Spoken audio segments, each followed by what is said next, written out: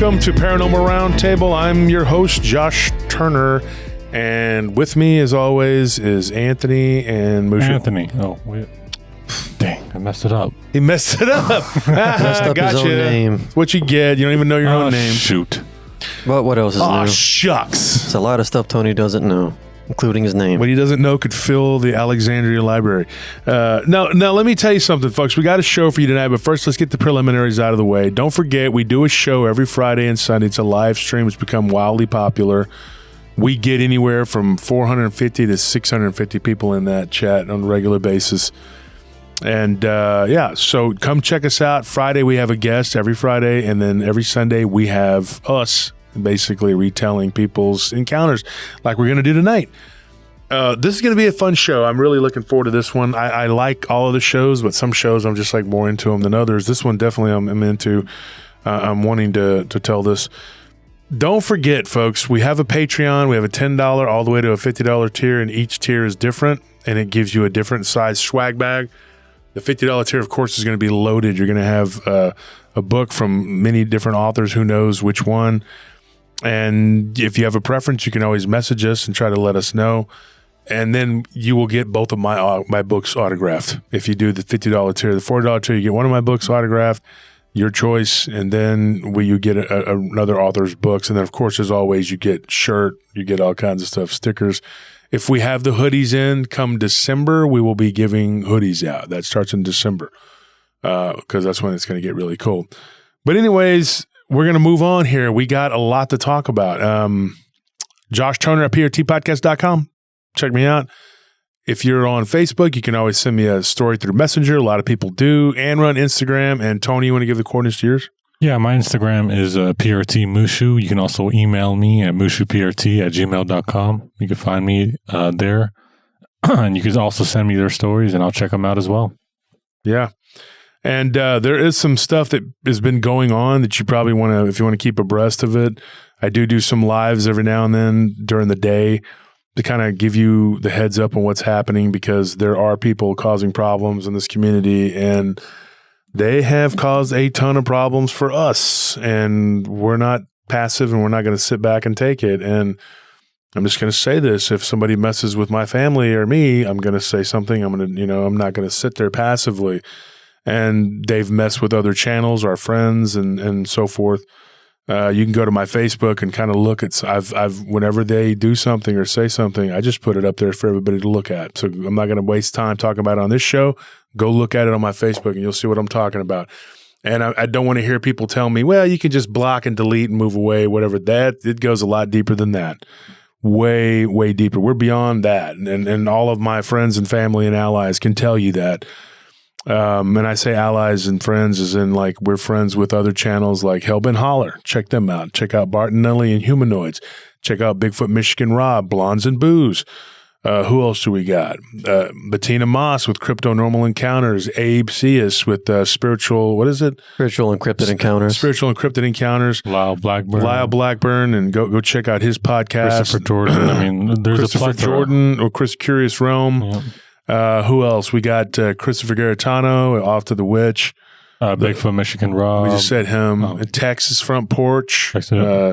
It's spelled TEX''S, Texas Front Porch. Jason McLean, he's another guy. Blondes and Booze. Doug Highcheck. We said Blondes and Booze. Pay attention. Oh, Paranormal Soup with Jason Bland. Paranormal Soup with Jason Bland. These are all really good friends of ours. We know them all very well. Rivos, Lost Frequency, Gary Brand and his wife doing good work over at Within the Mist. Within the Mist, yeah. Good quality stuff. Go check these people out. Let us know what you think. And those are people to listen to.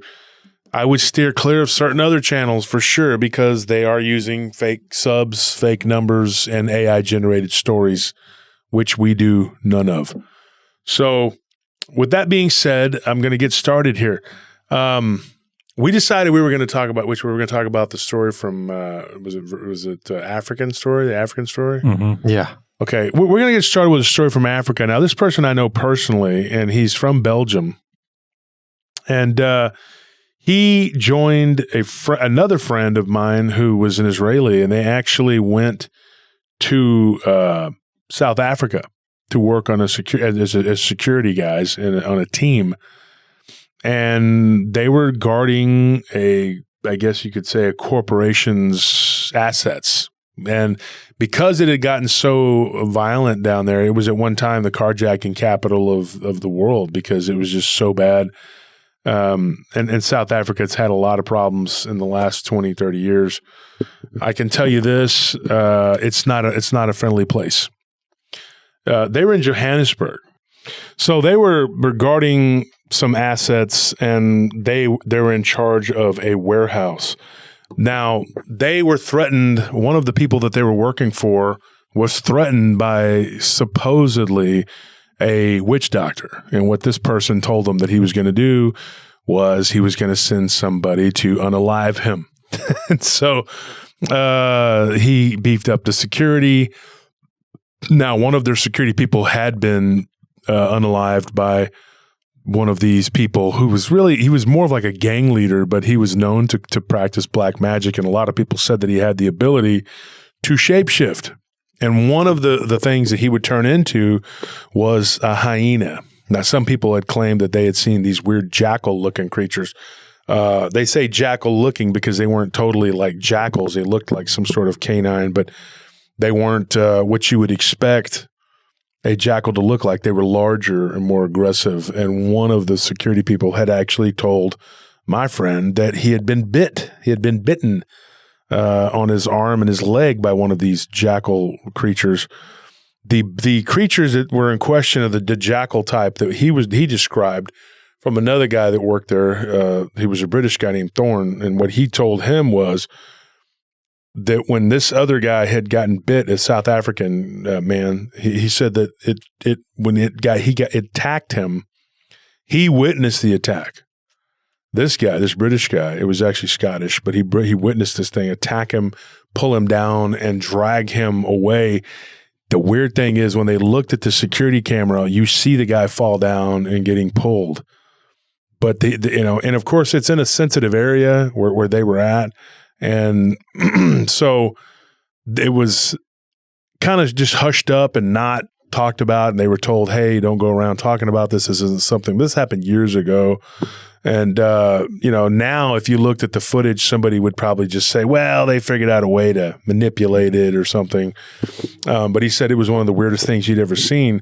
So, he's telling me this story from somebody that told him that was there, that witnessed it. This man lost the use of his left leg from the attack from these creatures. And I said, is it possible that maybe this was just local wildlife that got down in there and did? He says, I don't think so. He said, I really think these things had some sort of supernatural qualities to them. One of the things I thought interesting was the eyes of these jackals were yellowish green, and they glowed that way.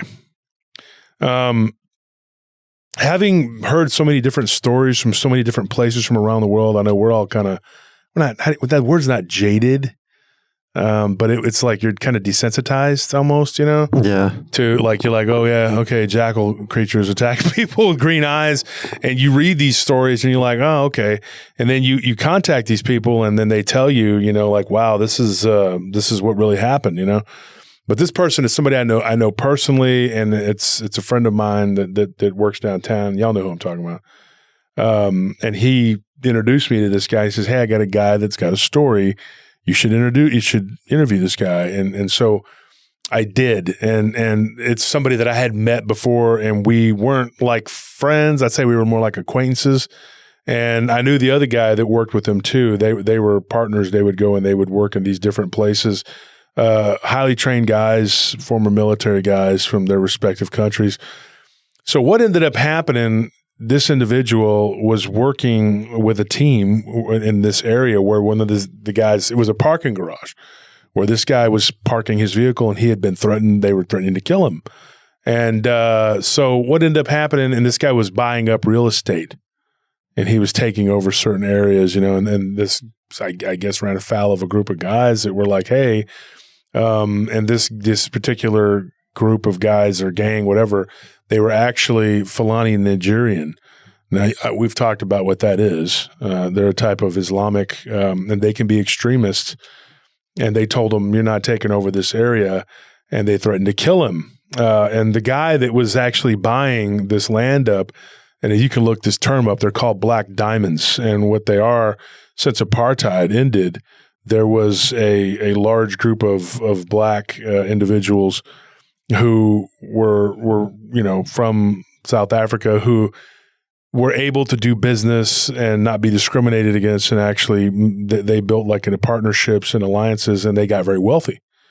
And they took over a lot of a lot of people left South Africa, and they took over a lot of the business and industry. And these were, a lot of them were young guys too. They weren't real old, but this guy was one of those, and he had made a good living doing this. And as he expanded quickly, of course, people were jealous, people were upset. And so these Nigerians, really, they're not even indigenous to that area. Really, that whole area, nobody is really, except for the Zulu.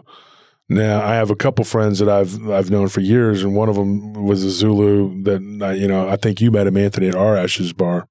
I think so. Yeah. And so I know you were with us. I don't know if you remember, but anyway, this story, it hits home to me because I know a lot about this area where he was at. And so what really got me about this whole story was it shows you how, like, no matter how, like, what industry, business, field, whatever you're into, there's going to be jealous people that are going to do bad things, and they're going to try to mess with you because they don't like that you're successful. It's just all it is. And so they told this guy, "Hey, we're not going to let you come into this territory." And he told them, "No, I bought that area. We're going to renovate it, and we're going to change it. We're going to do this. We're going to do that. And we're going to kill you." Simple as that. And so he hired these guys to protect him. And nothing's foolproof, I mean, you can hire people all day long. Doesn't mean somebody wants to get you. They're going to try and get you, and they might get you. And so he was walking out from the parking garage, and this weird dog-like thing launched itself onto the car that they were driving out of, but it was a bulletproof car, and it didn't do any damage. But it was seen jumping over the top and the hood of this car, and appeared to almost try to grab onto the hood of this vehicle, and then it kind of rolled off. And then you see, of course, there was camera footage of this. You see like this animal being shot at, whatever, and then it runs off, and it crawls underneath some barbed wire, and it's gone. Well, that's another situation that these guys walked into. They were shown the footage of these different creatures. This thing, they said, looked like a cross between a hyena and a German shepherd. And I was like, how's that possible? I don't know. I mean, that's what these people are seeing. That's what they're being told. That's what we're being shown. The thing that really disturbed me the most about this was the guy that was threatening to do the leader of this gang or whatever. He was 6'7", and he weighed like 450 pounds. Jeez. And he kind of was chubby, but he wasn't like a big fat dude. He was a very monstrous guy, and he was rumored to have done a lot of bad things to people with his bare hands. He liked to just kind of squeeze the life out of people. You know what I mean? Just not a nice guy, very bad guy. And he had a little nickname. They called him the Crocodile, and that's one of the things that I was going to say ogre. He prided himself on being this, big crocodile dude, whatever. He was strong and tough and whatever. And so when one of the security team went around the back one time when these guys were seen messing around in that area, he goes off camera, he disappears. So they never see him again. So do the math. So they picked people off. Obviously, this was bad stuff that was happening down there at that time. When you look at this situation too, it's something that I'm not unfamiliar with. I mean, like we've had people make threats to clients and say this and say that, and we got to protect them or whatever. I looked at this situation as, you better have the right people in place if you want to survive something like this. And it went beyond just the physical whatever, because I believe that there was something going on there spiritually. There was something going on there. They would see weird balls of light on the camera, and their boss's main bodyguard said that he believed that they were like spies, like spirit spies that were trying to get the lay of the land and figure out which way to get in and out. So when they finally moved into this territory and it was surrounded by hostiles, they had to put 20 different guys around this warehouse so that the workers could come in and do what they had to do to renovate it and get it ready to be used as an industrial building. When the workers arrived and began doing what they were doing, of course, they got threatened, and a couple people got shot at from a distance, and it scared people, and they didn't want to go back to work. So they had to beef up security. So they had patrols going around there. They had dogs. They had all kinds of stuff. And it was almost more trouble than it was worth, to the point where it wasn't really going to be, a good business decision, because, it became a matter of principle. Like, this guy says, I'm not going to let you run me off. I'm going to keep doing what we're doing, and I'm not going to let you scare me. And these thugs were telling him, no, that's not going to happen. We're not going to let you do it. And so it became sort of a battle of wills. And one of the things I was told was that they had to go in the back area of this, where there was an open field, and nobody envied that position, because whoever was back there were 3-man teams. They would get possibly shot at, or something could happen. And so it was really more trouble than it was worth. But this guy was putting out a bunch of money, and he was determined. He was like, I'm not going to let these people beat me. And so my friend, the Belgian, he went to the back, and he was walking through there. And sure enough, something happens. He hears a growling, whatever. And he looks, and he sees these 2 creatures crawling out from underneath the barbed wire. And they were like, about 20, 30 feet in front of him. And he said that they just they slipped right into there was like this very, very narrow spot underneath that warehouse where there was a gap. And he said these things were large. He said they were about 4 foot tall at their shoulders. This was on all fours. And they shrunk down and managed to stuff themselves into this crevice, which he thought was amazing. So they ran up there and they looked, and they were like, what the heck was that? They looked like shaggy hyena type creatures. So they run around the other side. They radio to the people on the inside. This was after the renovators were in there trying to fix it, whatever. It was after their shift was over, and they were just watching it. And he said, dude, be on the lookout for these particular creatures, whatever. They go inside the building, and what they see is something that he'll never forget. And being told this, these creatures, there were 2 of them. They were no longer on all fours. They were standing on their hind legs, and they were moving slowly toward 3 armed men that were demanding that they stop, trying to reason with them, trying to talk to them. He said, at first I didn't know what I was looking at. His statement to me was basically just very point blank. I thought it were some sort of costumes or something, guys wearing very elaborate costumes. He goes, but then I realized they were moving very fluidly, and that they were over 7 foot tall. He says, as he watched them approach these 3 armed men, they didn't seem to be too perturbed by the fact that they had machine guns. And then eventually these things got down on all fours as these guys began to shoot, and they charged these men. And then they all kind of ran and ducked down behind different spots, different cargo that was there, and one of them got behind a debris box, which was filled with debris and trash. And these things kind of split off into 2 different directions. And after being fired upon by multiple people, one guy was injured by friendly fire, and he was struck in the leg and then a bullet ricocheted up into his shoulder. So one guy took 2 shots. He lived. But these things turned in like a circular motion and then joined back up, and then they went through the wall. Now, what I mean by when I say they went through the wall, they didn't go through the wall like the physical wall. There was like a crevice there in the wall. And he said there's no way a skinny person could have fit through there. But somehow these creatures managed to squeeze themselves through. So a very weird story, to say the least. And there were some other things that took place, but they weren't like that. He didn't see any other shapeshifters or anything like that. It was just stories of people seeing weird things. And he did get shot at a couple times. And ultimately, though, the guy he was working for, he did fulfill what he wanted to do. He created that building got done. They created a factory working for a corporation, and they eventually drove those people out. And it took the joint effort between them and the police and /military to eventually drive those people out of there and release their stranglehold on that neighborhood. Very weird, scary stuff. But I asked him, though, I said, let me ask you a question. I mean, do you believe that these were some sort of shapeshifters or werewolves or whatever? He said, well, they didn't look like wolves. He said, but I do believe that these were people. And they were either, you know, it was either the greatest illusion I've ever seen in my life, this is his exact words, or there was something unnatural going on there, something that we can't explain. And he said, being in Africa 3 different times, he had seen some really weird things.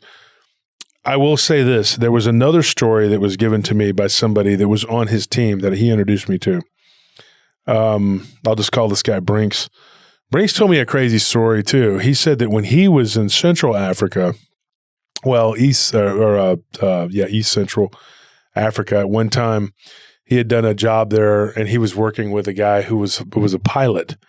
And he was basically bodyguarding this guy because he was doing something for one of the governments there. And their plane crashed. Now, it didn't crash. They were in the process of trying to land because they were running out of fuel because they had a slow leak, which they didn't realize. And he said things like that in Africa happen all the time. I know that.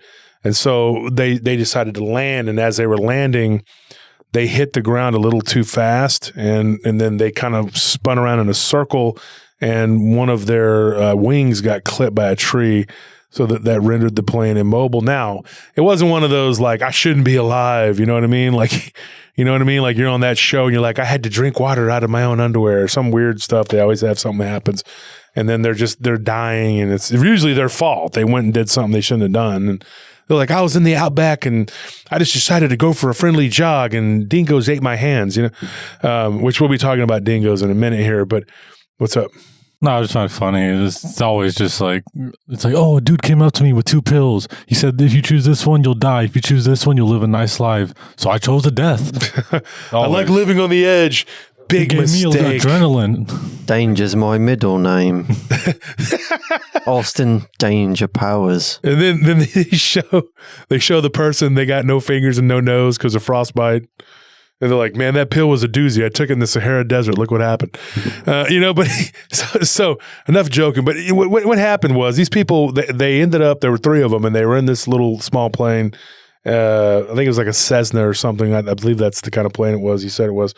But they were sitting there in the plane, and he said that they had to wait for a few hours to be rescued. It wasn't like they were lost. They radioed, and they were only like I think 20 miles or something to the next, which translates from kilometers to miles. It was about 20 miles. And so he said that they told him, hey, we can't send anybody right now, but we know where you're at. We got your location. We'll send you there. Just hang tight. It might take 8 hours. So they just hunkered down and they sat in the plane and they fell asleep. Well, when nighttime came, they heard the roaring of what sounded like lions. Now, this is crazy. And I don't know what country this was in because this was given to me secondhand. But he said that when they looked out the window of his side of the window, they saw this creature that was down, that looked like it was a lion down on all fours, but it was like how dogs and cats stand, how they put their paws out in front. Yeah. And he said that the front legs, what should have been legs, looked bizarre and that they almost looked like a man. And he was like, what am I looking at? And so he did have night vision. He had some NVGs. He had all kinds of stuff. So he pulled them out. And the guy that he was with was another bodyguard. He said, hey, we got these NVGs. Let's take a look. Because they couldn't make out what they were looking at. When they looked at it, this creature got up on its hind legs, never fully extended the legs or anything. And the legs were backward bent, kind of like the wolf man, dog man, whatever. And it walked off into the brush behind it, and it was making a weird sound. And then they saw what looked like a second one further behind, and these things were walking upright lions. Like you would see like a dog man, like the upper body like a man. The legs looked kind of like they didn't look correct. It didn't look like they were walking comfortably. But the upper body did appear to be more man-like, and they were like, what are we looking at? Now, once they were relieved, one of the locals there told them that there were these legends of these creatures in that area, and that they were supposedly medicine men or witch doctors that could shapeshift. And they were from that village in that area there, and that they were known to go and kill people's livestock and, poach and things like that, and they used that form. He said that how they achieved this supposedly was two different ways. It was almost just like the legends of the skinwalkers, that they had to kill someone and they used blood magic to do it. And then they also had to commit their soul to this demonic entity. And there was a tree that they had to go to and spill this blood. And this tree, supposedly the demon or whatever it was, lived below the roots of that tree. Oh, gross. Yeah. So very weird and very odd story, whatever. But, talking to the guy from Belgium, and I can't say his name, but I will say I'll say his name is D. D actually told me a weird thing too. He said that one of the guys he worked with had said that was pretty much right on par with how these guys, these Fulani were doing. Even though they were Muslim, they weren't really, they just were paying lip service to it. They were actually practicing demonic sorcery, and that they would kill someone and then use that blood to summon something, and that whatever it was would give them the power. But they had to give it something very precious like gold and silver and things like that. And this being or whatever it was would appear as smoke. And one of the people that they worked with told them he had witnessed this. He said, I witnessed this happen. Oddly enough, I had a story out of Chicago years ago. I mean, and this is something that was told to me as a teenager. And it wasn't like anything it's not really a story, but one of my cousins, he lived up in Chicago. We went up there to visit him years ago. And he said that he witnessed somebody doing a ceremony, like not a cleanse, but like somebody had something that was an attachment and they had to get it removed. And he witnessed like weird, like black smoke swirling around, coming off of this person's lower spine. So I thought that was weird, Don't know. I just know that, and he said it was a Dominican person that was doing the ceremony.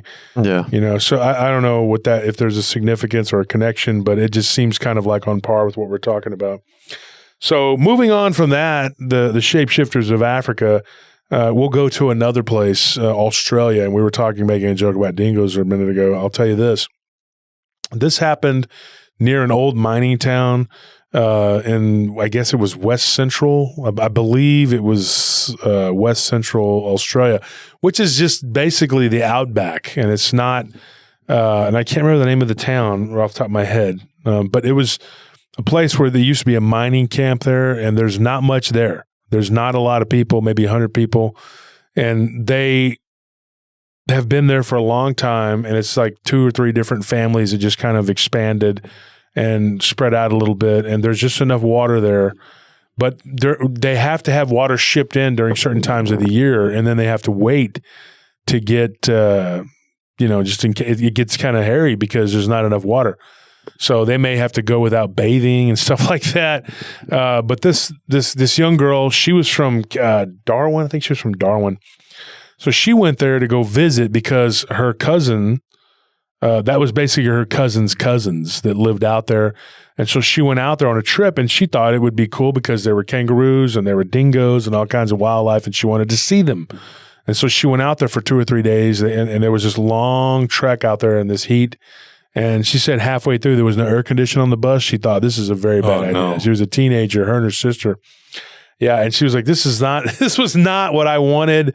She's like in her 40s now, and she lives like in North Carolina. But she was telling me, she was like, this is not what I planned. I thought that this was, and she's like, I thought we would be out there and it'd be a lot of fun, but it wasn't. What a surprise. And I hope, her name is Amy. Amy, I hope I did your, Amelia actually, but I hope I did your voice correctly. But anyways, she said it wasn't a lot of fun. And what ended up happening is one night they were there and they slept in this little house, and it was so hot that they had to like have the windows open and whatever. And she said that the first night that she was there, the creepiest thing that happened, a giant spider the size of her hand, of course this was a 15-year-old kid, whatever. But she said a giant spider the size of her hand crawled through the wall. And she was like looking, and she thought, what am I looking at? There's like a shadow moving on the wall. And so she says she went to move it with her hand to see what it was, and it was this spider. And so she just squeezed really hard so it wouldn't bite her. And she said that it was like a pop. And she said it was just like gross. And she said like for 2 days she was traumatized. So she didn't want to be in the house. So she was like, they were out wandering around and they came up over this ridge and they see these dingoes. And she thought, oh, cool, there's dingoes there. And she said that she saw like 2 or 3 of the dingoes like running in one direction, and there were these other 2 that were running behind them. And she said that this is the weirdest thing that ever happened to her in her whole life. And she said she lived in a haunted house for 2 years too in Australia. But she said that this was the scariest thing that ever happened. She witnessed. She said that there were 2 big dingoes that were way bigger than the other 3 or 4, and that they were running from these 2. And eventually the 2 dingoes just stopped. And they turned and they just both stared up at her and her sister and her cousin and her cousin's cousin. And they were all just standing there on that ridge. It was 4 girls. And she said, immediately the 2 girls that we were with, not me and my sister, but the other 2 girls, they took off running. And she's like, why are they running? These things are so far away. She says that she looks back down and these things are already halfway up the hill. And she said that when they got about halfway up, they both began to, she noticed a marked change in them. She said, it was so weird, man. She's like, it was like, they began to, according to her, in her words, vibrate. And she says, as they began to vibrate, she's like, there was this weird, like kind of weird, like silvery powder or something that was kind of coming off of them. And you could see it kind of like puffs going into the air, you know? And she said that it was so bizarre, and they began to lose all the fur, and they began to become what looked like pale, like almost wet looking. They looked wet, and she kept saying that it was like they were like like there was this moisture on them or something, and they were white and almost translucent. And she said that they were like just kind of rolling around on the side of the hill, and they were actually spinning kind of like a drill bit at one point, going up the hill towards them. And she's like, what are we looking at here? And she's like, it's like a train wreck. You can't look away. And she's like, and we're sitting there and we're observing this. And she's like, and my sister says, we need to go. We need to get out of here. And she's like, yeah, you're right. She's like, so we turned to like run away. And she's like, it felt so weird. It was like there was some sort of energy there that was making our legs move really slow. And she's like, it was like we couldn't move, like you were stuck in molasses. It's like running in a dream. Yeah, and she equated it to that, and I asked her that. I said, was it like if you were in a dream and you couldn't move? And she's like, absolutely. So as she's trying to get her legs to move and they're trying to run, these creatures are kind of undulating and moving around. They look back, and these things are over the top of the hill now, and they looked like just 2 humanoid, pale white creatures standing there. And when they looked back, and she realized that their legs were actually working. It just felt like they weren't, and it was like an illusion. And they were like a long ways away from these creatures. But she goes, I could see them clearly what they were. She's like, I had good eyes. She goes, even to this day, I have good eyes. And she's like, and I looked back. She's like 44 now. But she said, we both saw him. Her sister's 48. She's my age. And they saw them standing there. And she's like, they didn't run toward us or anything. We get back to the house, and she's like, and the other 2 girls, she's like, I was so mad I could have bonked them on the head, And she's like, I'm like, why did you run? And she's like, oh, those creatures out there, they'll kill you. They're not dingoes. They just appear as whatever they want. They come from the mines. And she's like, what? And she's like, oh yeah. She's like, every now and then they'll snatch someone up and take them. We don't know what happens to them, but we assume that they eat them. It's just a weird thing. Like she said it very matter of fact. She's like, they typically won't come into the village and they won't come around the people because everybody there had dogs and guns and whatever. And you could shoot them and you could hurt them, but they weren't. But they could take on the form of different things, and they would use those forms, in particular the form of dingoes, and they would try to hunt things, She said that her cousin's cousin told them that she had seen them take down a kangaroo one time, and it was awful the way that they attacked, and it was like they just came up out of the ground and grabbed it, and they can appear to be just about anything, whether it's an inanimate object or a human. They can create an illusion, and it's like they shapeshift, but there's also like this illusory effect that they give off. Now, of course, we've all heard of these things. They're called the rake. Yeah. I don't care if people say it's creepypasta. The name might be creepypasta, and so what? But there is something to it. There's something to this. Now, I don't know what you guys think of that. I mean, give me your thoughts. I think on that. maybe the rake or the pale crawler, this thing that people see is maybe that's like a transitional form for these shapeshifters. Like maybe that's not what it looks like all the time, but it's like kind of like an in between one form and another. That's what it looks like. What if it's its natural state? I was thinking, I don't know. like, how to take this out of context real quick, but how in Lord of the Ring, the Uruk-hai, they're literally like born from the earth, and they come out of these like little paws, and they're just like these useless little things, and then they turn into these monsters or whatever. I wonder if these rakes are actually like the infant or like the embryo stage, or like it's still forming, but since they're not really made naturally, they kind of look unnatural in themselves. And then once, like what Jerry Nella said, once they eat enough DNA or they absorb enough life force or whatever, then they can turn into whatever form that they choose. And I guess it kind of just depends on what they eat. So, I mean, that sounds pretty crazy though, but these things are obviously weird. We've yet to figure out what they are, what they do. I mean, I remember us first speaking about them, and me and Armando kind of were talking about how like, maybe they're like scavengers, and they're just like these weird mole people, and they live under the earth, and they never come up because they can't survive up here because they're used to the temperature and the environment down there. But then now you get like these weird shape-shifting water bags, and you get these weird spider crawling ones. I mean, they're just a bizarre thing that like the more you find out about them, the less you understand. And now you don't even know if that's even what it looks like naturally. Well, if that is its natural form, maybe whatever shape it takes is just dependent on what it consumes on a regular basis.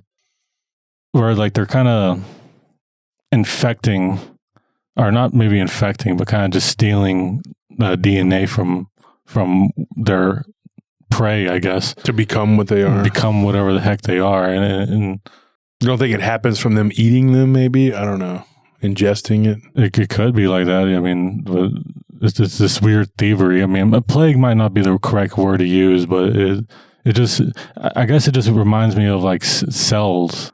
The actual like DNA and cells and stuff, and how they actually, when you look at them and how they actually attack, is they'll envelop stuff and slowly break it down and turn it into nutrients for themselves, which is what we all do, but on a much minor scale. And I feel like they have kind of like a similar aspect of like, they'll just take what you have, destroy it, and make it into whatever they need, but you're still a part of them, I mean, that aspect of you hasn't left. And that's why if they are these things that can transform, that's why they do transform into like Bigfoot or Dogmen, depending on what aspect or how much of that a certain essence they have. So, but the only thing that I don't know about this is why aren't there more, creatures like that that are running around like that?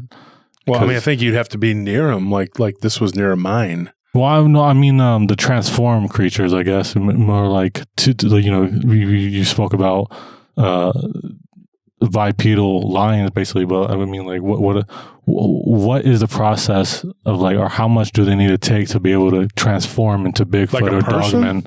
No, these rakes, these rake creatures. I mean, but we don't know that the things that happen in Africa were rake creatures. I think those were people, supposedly. Oh, okay. I thought they were rakes. Why? I explained it that they were supposedly, the story was that they were medicine men that had given blood to some kind of tree or something. It was weird. But it's Tony being Tony. I think I mistook bled the two stories together. He had a waking sleep. Yeah. He checked out. He was awake with the rakes. The lights were on, but no one's home. I think I was just bleeding the two stories together. But well, that happens to you. But here's what I'm going to say. I mean, on that note, I mean, I think that anything's possible with these. I don't know what to think of these things. We've had so many weird stories come across our desks, but I mean, when you look at this one, you know, I mean, what's really weird, the little girls that they were hanging out with, I say little girls, they were teenagers, but they were kids still, you know, when it happened. I mean, to me, in your 20s, you're still a kid, but they were old enough to know, I mean, what was going on. And they were taught from when they were little bitty that these creatures exist. They don't really talk about it, but you run from them, you know? And it would be unnerving to have something that's just lurking around that can be like anything. You know what I mean? Like weird. Yeah. Like I remember her saying something about one of them could even appear as like a rocking chair. Like, that's weird. I don't know. You know, and so I asked the question, I said, do you think maybe it itself wouldn't appear as a rocking chair, but it has the power to kind of like put it in your mind of an illusion of a rocking chair? And she says, that I don't know, because she didn't go in that detail about it. And the next day they left. Of course, she was like, you know, Mom and Dad, come get me. And they're like, well, no, you got to take the bus back. So, you know, there really was no easy way in and out of that place.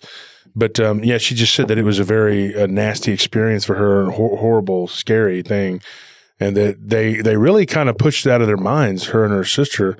And then years later, you know, when she moved to the States, her sister was living in the haunted house that she had stayed in for a couple of years. Because her sister had a haunted house, and she had moved clear across the country. I think she was like in Sydney or something, or maybe it was Canberra, but she had moved away from that area. And she had said that the house that they lived in was haunted. And so they started having a conversation about some of the weird goings on at her house. And she was going to have a paranormal investigative team come there and look into the phenomena, because there was some really weird stuff going on, like her getting slapped in the middle of the night and pulled, her husband and her getting pulled by their feet out of the bed halfway, stuff like that. I mean, pretty aggressive haunting.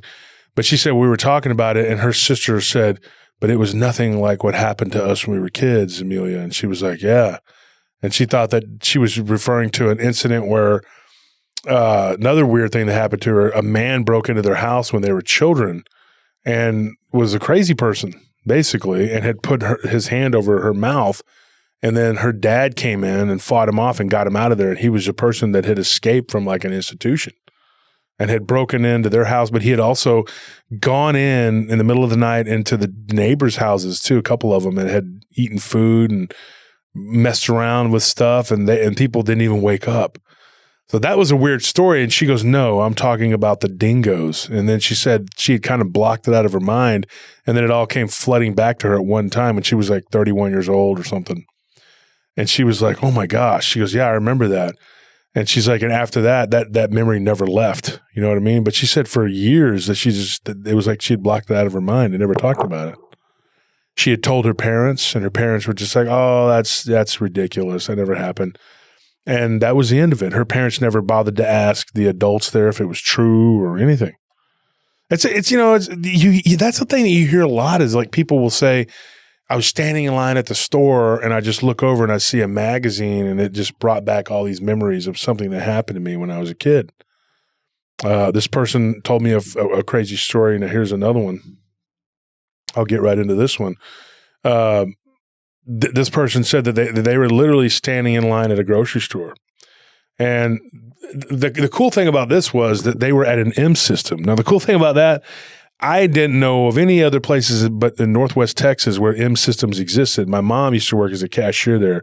And of course, she just kept working for these grocery stores. And eventually she became the manager of HEB, which is these major grocery store chain we have here in Texas. It's freaking everywhere. And she said she was standing in line at an M system because me and this person had talked, and she'd reached out to me about the Haskell Rascal. So that's another weird story, and that's a very brief one with that. But she was driving in between Haskell and Stanford, or maybe it was Haskell and Chelsea, but not Chelsea. I think it was Schneider or something. It was one of those towns, those small towns around there. And she was driving with her husband, and they see this creature standing on the side of the road, and it just like took a step right in front of their vehicle and began to run across the road. This was like in the late 90s. And she said that they were about to swerve to keep from hitting it, but it moved so fast. She said it almost looked like, and she asked me if I'd ever seen the show True Blood. And I said I'd seen some of it. I think I watched the first season or something. But she said that the way the vampires moved real quick, you know, and they didn't get down on all fours. She said it was just like, and it was across the road so fast that her husband just, like, he kind of moved and then just kept the steering wheel straight because they didn't have to swerve off the road. She's like, we were going to swerve off the road, and we just kind of swerved into the next lane, and then we were just straight again because he was like, did you see that? It was just there, and then it wasn't. She said it was like a short, muzzled-looking, rangy, werewolf-looking creature. But then there was kind of an argument between her and her husband whether it was a cat-like thing or a dog-like thing. So I don't know what it was. She said, I don't know what it was, and she told me about it. She goes, but I remember you saying you lived in Haskell. And she said, we were traveling through there one time, and we think we saw the Haskell Rascal right outside of Haskell. And so whenever we talked, she said she was in line at an M System grocery store. And I can't remember if she said she was in Stanford or one of those towns, or Anson, somewhere. But she said she was in line, and she's like, I look over and I see this magazine, and she's like, this is the early 2000s, you know. And I remember this incident that happened to me at the beach.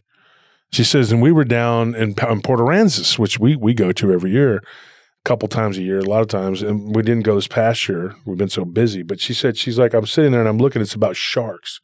And she's like, it was just this magazine. And she's, I started looking at it, and I felt lightheaded and dizzy. And she said, I'm standing there in line, and I felt like I was drowning. She's like, it was the middle of summer. And she's like, and I had a watermelon, a cantaloupe, and a couple other things. And I just left them there, and I just said, I got to go. I got to sit down. I'm about to pass out. And they're like, ma'am, are you okay? And so one of the cashiers kind of walked with her with one of the bag boys, and they walked her out to her car. And she's like, I sat down in my car. She's like, I drove about 2 blocks, and then I had to pull over. She's like, and I felt like I needed to go to sleep. And she said, and I had this weird, like, iron smell in my nostrils. She's like, and it felt like I couldn't breathe. And then she's like, I instantly was kind of transported back to this point in time when I was a child. She said I was 9 years old, and I was swimming at the beach in Port Aransas, and I'd gotten too far out, and I felt like I was going to drown. And she says she looks down, and she sees these 2 blue-looking hands grab her by her ankles and start to pull her under. And she said as she went under, she witnessed what looked like a mermaid. She said it had red hair, but it was like blue in the face, and the eyes bugged out, and it had these big lips and no nose.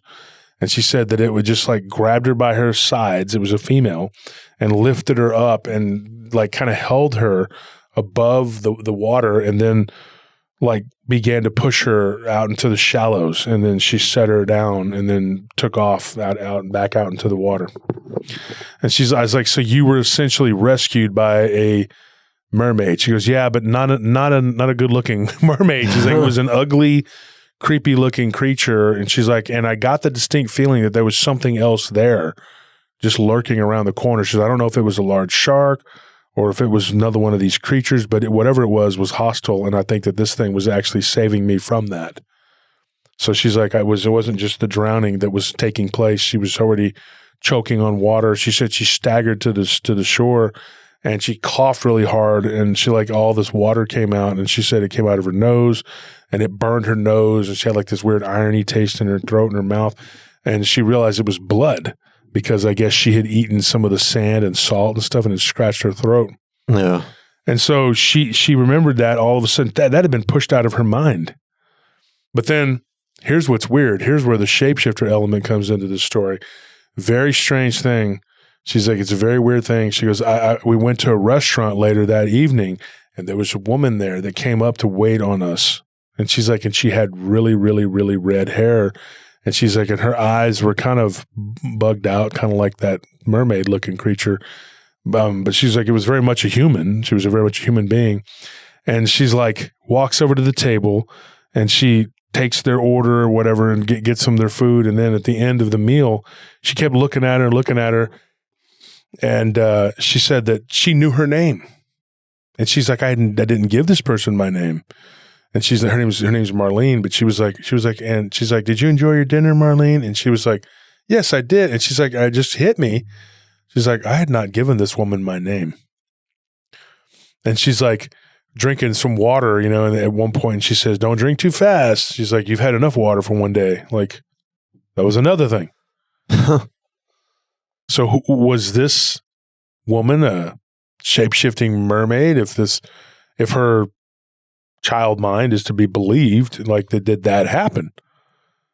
Now, she does have a witness. She had her baby brother who was with her, but he was only 6 years old, but he remembered it. He remembered there being like this weird woman that popped up out of the water, but he thought that she was just a swimmer that was in the water that had a really weird looking skin tone.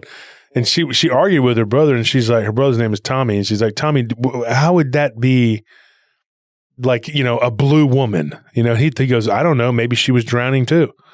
But, you know, he's a little smart mouth, you know, but I mean, like, she was just like, she's like, we argued about it years later. You know, we were like, I was telling my little brother, you know, we were both in high school, and she was like, he was making a big joke out of it. Like, it was funny. She's like, it wasn't funny to me because I was drowning. And she wasn't strong enough swimmer to get back, you know, and she did feel like there was something else predatory right there in the water with her that was maybe going to do something to her. But she thought that it was odd, to say the least. And I said, "Now, the legs, were there legs?" She said, "I do remember legs on the woman in the water." But she's like, "I remember them having like fin-like flippers." And I said, "Did you see this woman's feet that was the waiter at the restaurant?" She says, "I don't remember the name of the restaurant." She's like, "I just remember you could see the beach from it, you know?" And she goes, "But I remember the woman like having the same color hair.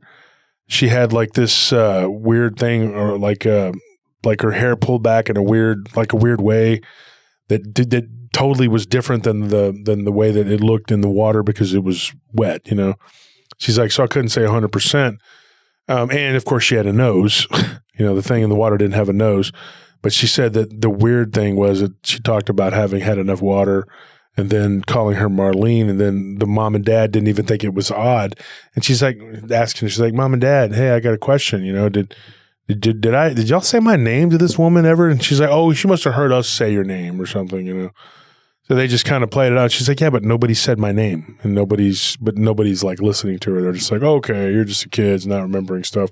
And her older sister was like, "You're just stupid. You're always coming up with weird stuff, you know." She's like, she was the middle child, so she kind of felt like she got the short end of the stick.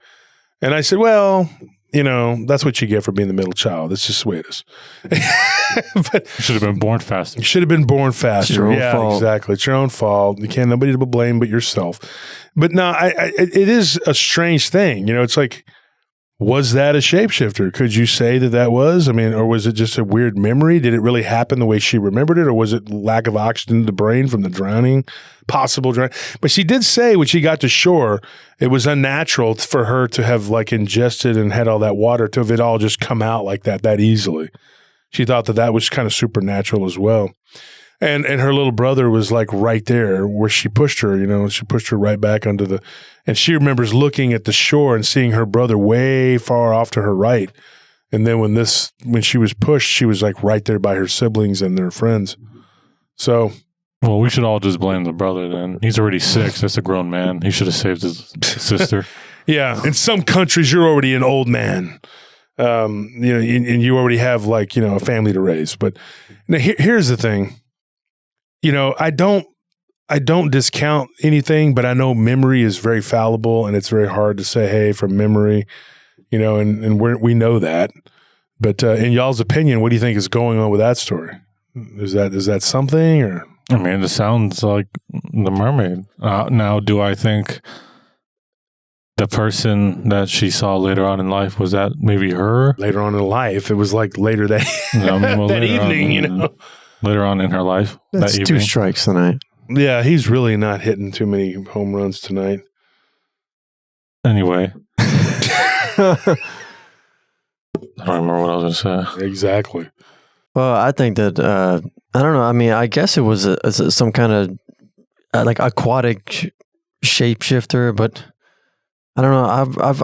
I've never really heard of too many encounters with like possible shape-shifting creatures in the water. Now, of course, we've gotten a lot of stories of cryptids in the water, but they just seem like really hostile, bizarre, like animal or humanoids. Yeah, they're not shape-shifting. Yeah. Not that we've known. Yeah. That's only I think the second shapeshifter humanoid story from the water we've ever gotten. Yeah. If I remember correctly. But it does make sense, more so than even, I think, land shapeshifters, because if you're an aquatic creature and you want to go onto land, you would have to shape your entire You would have being. to become something else. Yeah, so, I mean, it does make the most sense, at least. So, I don't know. Like, what I was going to say earlier was, I don't know if what she saw later on, if that was the same person, or if she just maybe has, like, insider knowledge or has, like, a relationship that we don't understand with these things. Because the red hair and the eyes. Well, don't you think it'd be weird, though? I mean, like, you go work your mermaid shift from 10 to 6, and then you go work at the waiters. Well, consider this. I mean, what if it's a person that lived there, and she had the ability to live on land or in the water? Maybe she came out of the water and chose to live on land, and they have an ability that we don't have. Yeah. They can assimilate that way. I don't know. Who knows? It's not really she something. She definitely seemed to have like more knowledge. She knew something, and that's what's weird about it. But it's weird to be like a mermaid and be like, well, we got to go work now. I mean, if you compare this to like the Bigfoot phenomena, for example, let's take Bigfoot. Let's talk about Bigfoot for just a second. Imagine the Bigfoot phenomena. All we get are these weird stories, after weird story after weird story. Whether it's some sort of flesh and blood, or it's some sort of spiritual, or it's something that can be misidentified, it doesn't matter. We don't have a good grasp on what it is. And we're so far removed from that, and it's something that people see in the woods all the time. Heck, we're not going to know what the heck something from the ocean is. I mean, we can't even get a grasp on this, which people see more frequently than anything. It's almost second to, I guess, ghosts. But we don't know what ghosts are. We don't know what Bigfoot is, and we really don't know what UFOs are. And so, I mean, knowing what a shapeshifter from the ocean, what the hell? We're so out of our depths, no pun intended. Yeah. But anyway, folks, that's all the time we have for tonight. I hope we gave you some food for thought, and you enjoyed the people's encounters and their contributions. Thank you to those who gave us those stories and their contributions. Sometimes we take it for granted. We should start thanking people for giving. I mean, I thank them when we're talking or when I answer them through email or messenger, but I don't always say it on the air. And I want to say thank you to everybody who gives us their stories or sends them to us or sends us to people who give us their stories. Thank you for your contributions to the show. We appreciate it. Everybody try to be kind to one another and forgive. There's a lot of goofy people out there that just do all kinds of goofy things, and you just try not to get mad. We've been getting mad a lot in the last couple months because of people doing things. At the end of the day, all you can really do is just sit back and laugh because there's not much else you can do. Thank you, folks, for tuning in. Thank you for making PRT what it is, and good night.